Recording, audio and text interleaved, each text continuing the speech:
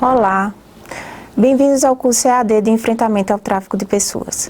Eu sou Ana Patrícia Gama, mestre e doutoranda em Direitos Humanos pela Universidade Federal da Paraíba, professora e pesquisadora sobre a temática, tendo alguns artigos publicados referentes ao tema.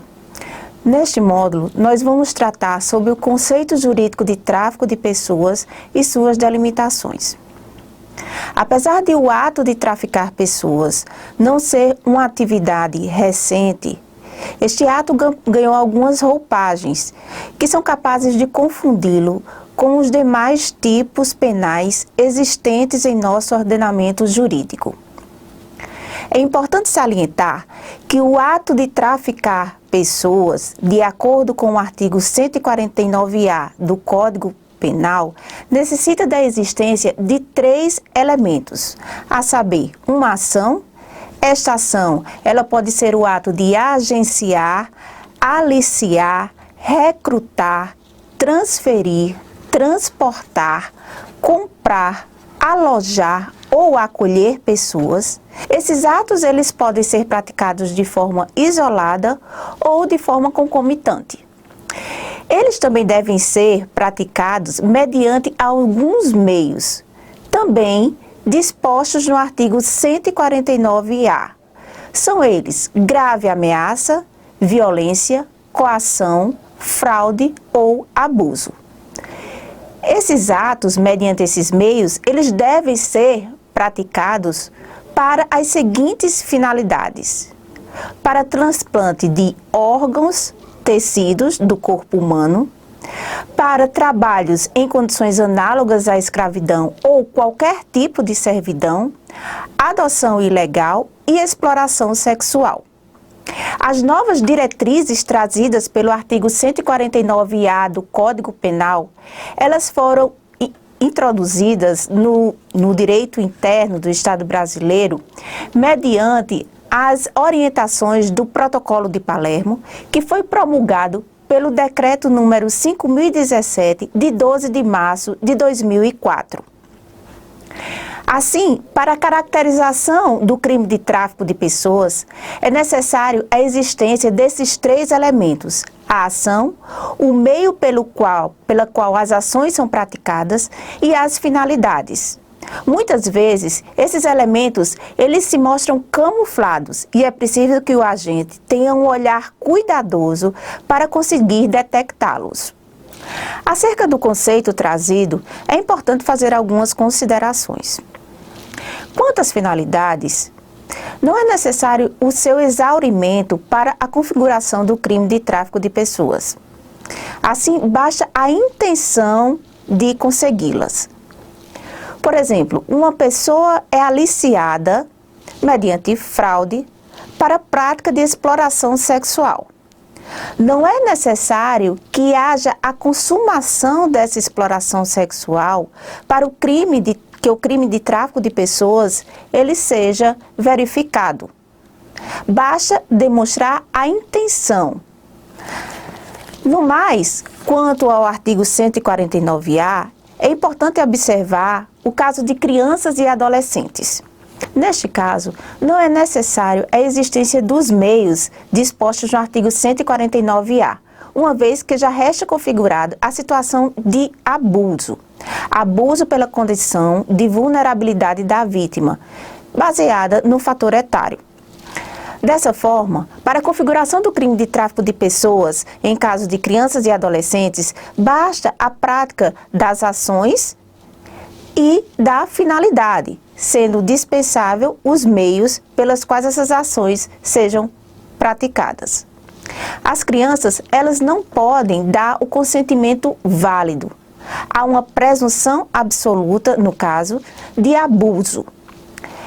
No mais, em relação às vítimas crianças e adolescentes, há uma causa de aumento de pena, que está disciplinada no inciso 2º do parágrafo 1º do artigo 149-A. É importante salientar que no caso de abuso, este pode ser empregado também a pessoas adultas e não unicamente a crianças e adolescentes. Então, qualquer abuso da situação de vulnerabilidade capaz de conseguir o consentimento de determinada pessoa pode estar apto a caracterizar o crime de tráfico de pessoas.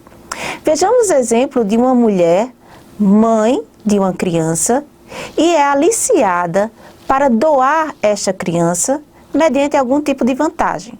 Essa vantagem pode ser econômica ou de qualquer outra natureza.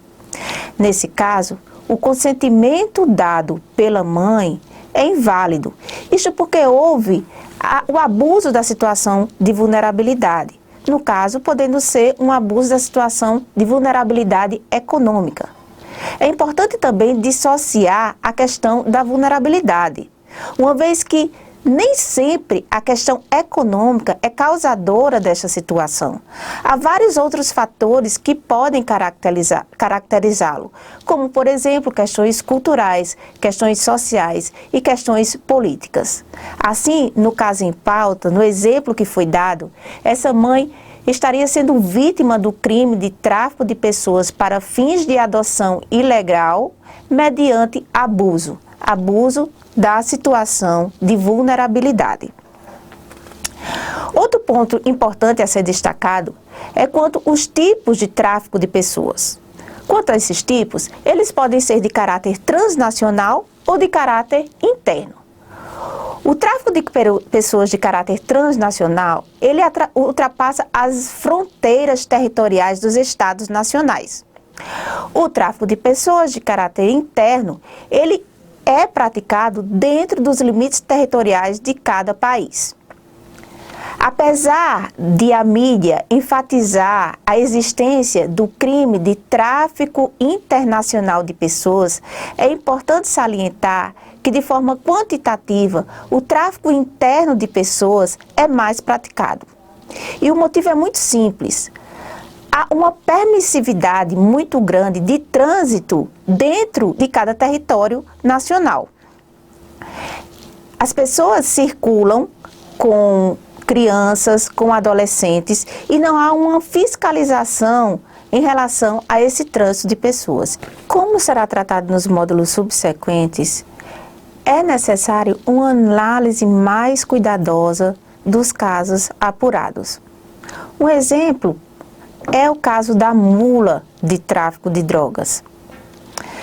É necessário observar se há qualquer tipo de violência ou grave ameaça para a prática do ato ilícito. No caso, é possível que a mula do tráfico de drogas, ela esteja atuando daquela forma mediante grave ameaça de organizações criminosas relacionadas à prática do tráfico de drogas. Assim, já existem decisões judiciais absolutórias que isentam de pena aquele indivíduo, considerando não autor do crime de tráfico de drogas, mas vítima do crime de tráfico de pessoas. Por fim, a prática do crime de tráfico de pessoas não é exclusividade das organizações criminosas. O crime pode ser praticado de forma individualizada ou por pequenos grupos de pessoas que não caracterizam organizações criminosas. Gostaria de agradecer sua participação no curso EAD de Enfrentamento ao Tráfico de Pessoas, sugerindo a leitura do material disposto no site para um aprofundamento da temática.